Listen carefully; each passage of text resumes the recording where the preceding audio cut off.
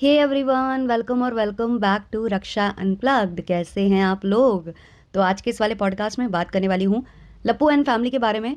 इतने सारे व्लॉग्स कल तो मैंने इन पर रिएक्शन दिया ही नहीं है, तो कल के व्लॉग्स का भी मुझे रिएक्शन बनाना है। और इनके रातों रात इतने सारे व्लॉग्स आ जाते हैं भाई कि क्या देखो, किस पर रिएक्शन दो, समझ में नहीं आता। कई बार तो ऐसा लगता है भाई हो गया, अब मेरा डन है इनके साथ, अब मैं दूसरे व्लॉगर्स पर बात करूंगी। फिर मुझे याद आता है कि जो मेरी ऑडियंस है वो तो इनको देखना पसंद करती है, इन पर रिएक्शन चाहती है। तो फिर लगता है कि चलो ठीक है, दिन का एक इन पर रिएक्शन ज़रूर दें। हालांकि कल मैंने एक भी नहीं बनाया था क्योंकि मेरा मन ही नहीं हुआ था देखने का। बहुत सारे ब्लॉग्स तो इनके देखे ही नहीं थे, अब मैंने सारे देखे हैं। ऊपर से भौजी का गाना भी आ गया है। लपुआ जो बोल रहा था कि हमारा गाना लॉन्च होने वाला है, गाना गाना भौजी का है, गाना हमारे भाई साहब का नहीं है। बहुत सारी बातें हैं जो हम यहाँ डिस्कस करेंगे, जैसे कि टंजलि मिली है और लपुआ ने क्या उसको मैनिपुलेट करने की कोशिश की है, लप्पी की अजीबो गरीब हरकतें जो कैमरे में कैप्चर हुई हैं, डिट्टो और भमित के घर जो ये लोग गए बिना किसी संदेश के ये वहां पहुंच गए, उसके बाद जो इनकी बेइज्जती मारी है डिट्टो रानी ने, सारा कुछ इस पॉडकास्ट में डिस्कस करेंगे। सॉन्ग के बारे में भी थोड़ा बहुत डिस्कस करेंगे।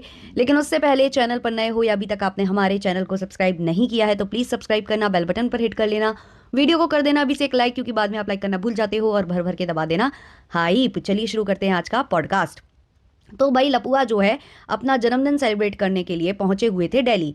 अब दिल्ली जाते हैं ये तो सबसे पहले गाजियाबाद ये पहुंचते हैं डिट्टो और भमित के घर। अब इन्होंने पता नहीं डिट्टो और भमित को इन्फॉर्म किया था या नहीं किया था, क्योंकि इन्होंने कहा कि हमने उसे बताया नहीं। फिर उसके बाद इनको लगता है कि शायद इन्होंने कुछ गलत बोल दिया, तो उस चीज़ को कवर करने के लिए ये बोलते हैं कि बताया तो था, लेकिन लेकिन ये नहीं बताया था कि कितने वक्त हम पहुंचेंगे। तो वो लोग निकल गए थे शॉपिंग के लिए। अब लप्पू कहते हैं कि भाई जन्मदिन मेरा है, लोग शॉपिंग कर रहे हैं और सब शॉपिंग कर रहे हैं, अभी तक मैंने शॉपिंग नहीं की है। वहां लप्पी बोलती है गाइस सब लोग शॉपिंग तो कर रहे हैं गाइस, लेकिन ऐसा वैसा शॉपिंग नहीं कर रहे हैं, एकदम मस्त वाला शॉपिंग कर रहे हैं, मस्त वाला। तो ये सारी बातें वहां होती हैं। तो लपुआ जो है पहुंचे थे डिट्टो और भमित के घर, पूरा अपना जो कुनवा है, जो उनकी टीम है पूरी, वो लेकर पहुंचे हुए थे।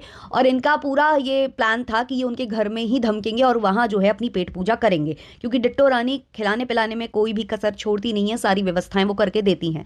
लेकिन जब इन्होंने देखा कि वहां पर तो वो लोग हैं ही नहीं, वो लोग शॉपिंग करने के लिए निकले हुए थे। भाई उनके घर में भी शादी का फंक्शन है, गोद भराई का फंक्शन है, उनके जो भाई है ढोलक भाई उसका, और भी बहुत सारे चीजें आ रही हैं बैक टू बैक। रिलेटिव्स के यहाँ भी कुछ ना कुछ होता ही है, अभी ये शादी का सीजन आता है तो कोई ना कोई शादी निकल ही आती है। तो वो अपना शॉपिंग करने निकले हुए थे। वो अपना देख दाख के, भाई वो फैमिली जैसी भी हो, वो बजट और वो सब सब ध्यान में रखकर चीजें करती है। वो वो जितना उन्हें सही लगता है वो वही करते हैं। तो इधर पर क्या हुआ कि लपुआ ने देखा कि भाई अब तो भूख लगी है, पेट में कूद रहे हैं चूहे, अब हमें तो भाई खाना मिलने से रहा, डिट्टो रानी पता नहीं कितनी देर में आएंगी। तो ये जो है पहुंच जाते हैं बारबेक्यूब नेशन। हाँ भाई बारबेक्यूब, बारबेक्यू नहीं, बारबेक्यूब नेशन ये पहुंचते हैं।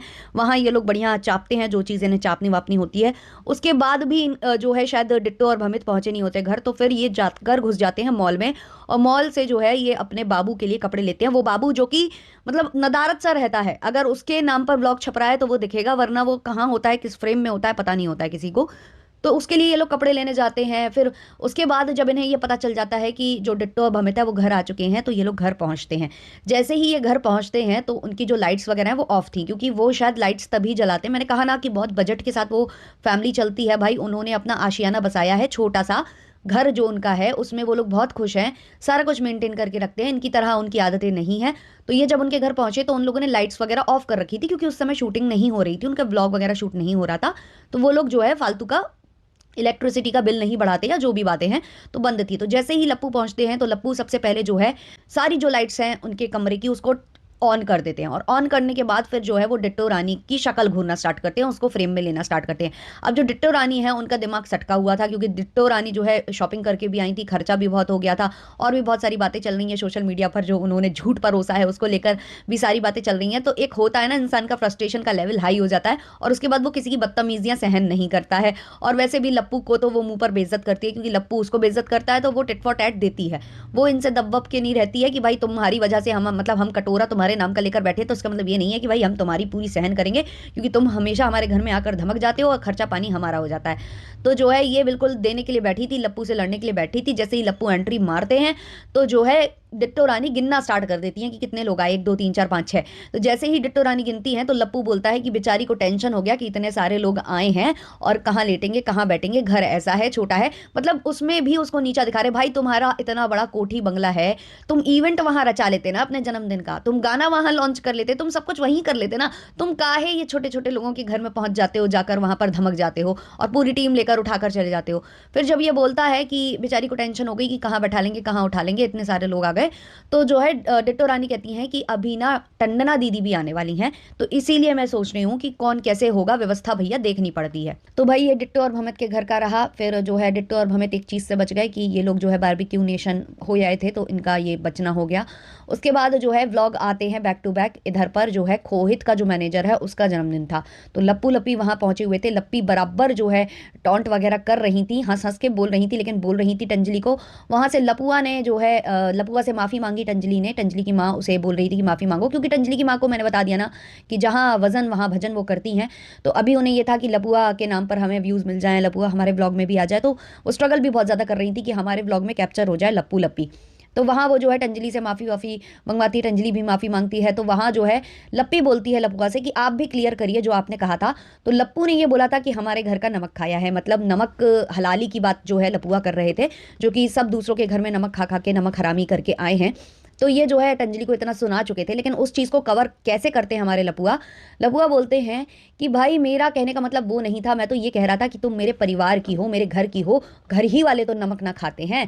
तो मतलब लपुआ इतना ज़्यादा मतलब मैनिपुलेट करने की कोशिश करता है ऑडियंस से लेकर सब कुछ।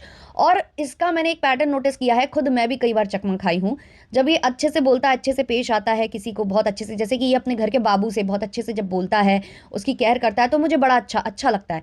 लेकिन जब मैं अगले व्लॉग में देखती हूँ ना कि उसको नज़रअंदाज किया जा रहा है, उसको ना फ्रेम में लिया जा रहा है, बस उसको एक कंटेंट की तरह ट्रीट किया जाता है। जब उसका कंटेंट होता है तो उसके नाम पर व्लॉग होता है, वरना वो कहाँ होता है कुछ नहीं पता होता।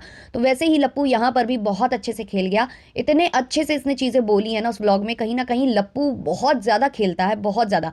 और लप्पी तक की रियलिटी एक बार के लिए सामने आ जाती है, लेकिन लप्पू की रियलिटी तभी सामने आती है जब लप्पू चाहता है, जब लप्पू बदतमीजी करता है किसी के भी रिएक्शन चैनल वालों को लेकर, कुछ भी जब गंदा बोलता है, जब वो बोलना चाहता है।